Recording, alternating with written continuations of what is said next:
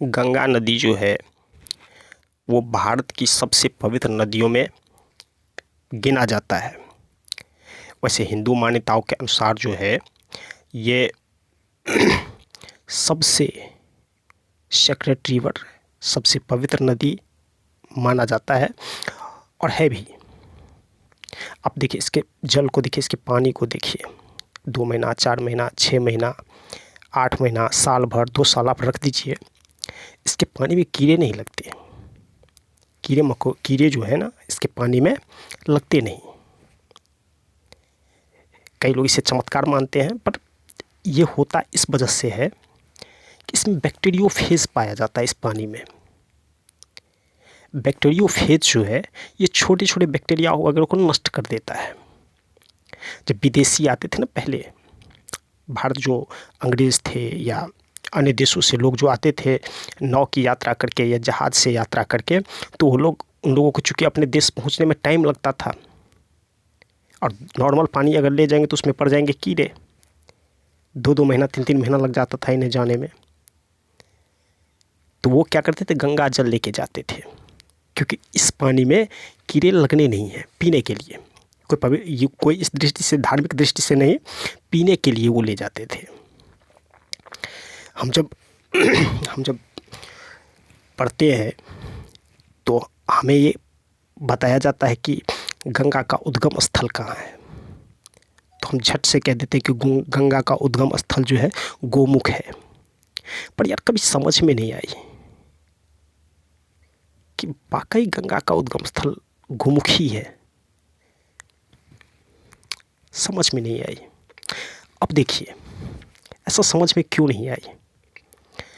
अब 2 नदी, धौल गंगा और विष्णु गंगा, 2 अलग अलग जगहों से निकल के आती है।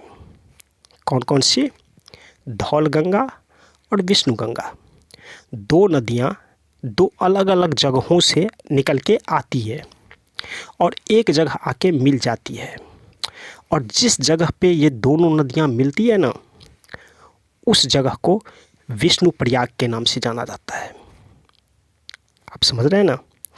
यानी धौल गंगा और विष्णु गंगा अलग अलग जगहों से आती है और एक जगह आके मिलती है। जिस जगह पे ये गंगा, दोनों नदियाँ मिलती है, उस जगह को विष्णु प्रयाग के नाम से जाना जाता है। और ये दोनों जब एक साथ चल पड़ती है ना,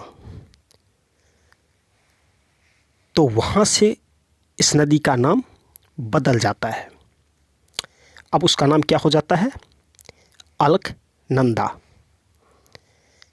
अलकनंदा काफ़ी गहरी नदी है, विशालकाय नदी है, भारी नदी है। फिर आगे चल के उसी अलकनंदा में एक और नदी आके मिल जाती है, जिस नदी का नाम है नंदाकिनी। ये भी अलग दिशा से आती है, अलग जगह से आती है। एक और नदी आके मिल जाती है अलकनंदा से, नंदाकिनी नाम की। और जिस जगह पे ये नंदाकिनी नदी मिलती है, उस जगह को नंद प्रयाग के नाम से जाना जाता है। फिर इस तरह से गंगा आगे बढ़ती है। अलकनंदा नदी आगे बढ़ती है। अब आगे आने के बाद एक और नदी अलकनंदा में जाके मिल जाती है, जिस नदी का नाम है पिंडार। यानी पिंडार नदी अलकनंदा से आके मिल जाती है। तो जिस जगह पर पिंडार नदी अलकनंदा से आके मिलती है, उस जगह को बोलते हैं कर्णप्रयाग। समझ रहे हैं ना? जिस जगह पे अलकनंदा से पिंडार नदी आके मिल जाती है, यानी पिंडार नदी का जहाँ पे संगम होता है अलकनंदा से, उस जगह को बोलते हैं कर्णप्रयाग। फिर अलकनंदा अविरल बहती रहती है और फिर आगे आके एक और नदी से मिल जाती है ये, जिस नदी का नाम है मंदाकिनी। यानी आगे आके ये मंदाकिनी नाम की एक नदी से आके मिल जाती है। तो जिस जगह पे ये मंदाकिनी से मिलती है, उस जगह को नाम दिया गया रुद्रप्रयाग। यानी जहाँ अलकनंदा से मंदाकिनी मिल जाती है, वो जगह है रुद्रप्रयाग। फिर गंगा ये अलकनंदा, सॉरी मैं बार बार गंगा कह रहा हूँ अलकनंदा। अलकनंदा फिर आगे बढ़ के आती है और उत्तरकाशी से आने वाली एक और नदी भागीरथी इस अलकनंदा से आके मिल जाती है। आप समझ रहे हैं ना? तो जिस जगह पे ये नदी मिलती है गंगा से आके, यानी भागीरथी आके मिलती है गंगा से, उस जगह को बोलते हैं देवप्रयाग। अब जिस जगह पे देवप्रयाग और गंगा का संगम होता है, ये अलकनंदा का संगम होता है, उस जगह से अलकनंदा का नाम बदल के अब गंगा हो जाता है।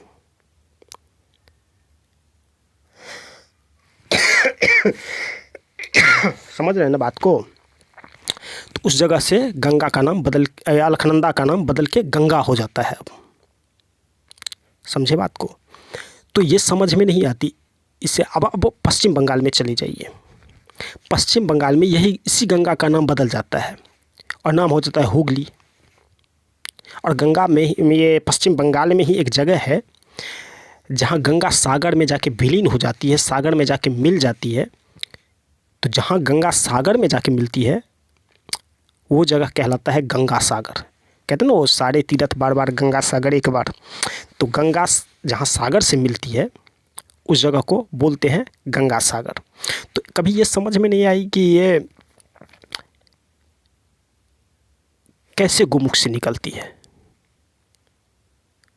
वैसे मान्यता तो यही है, पर अगर आप खुद सोचिए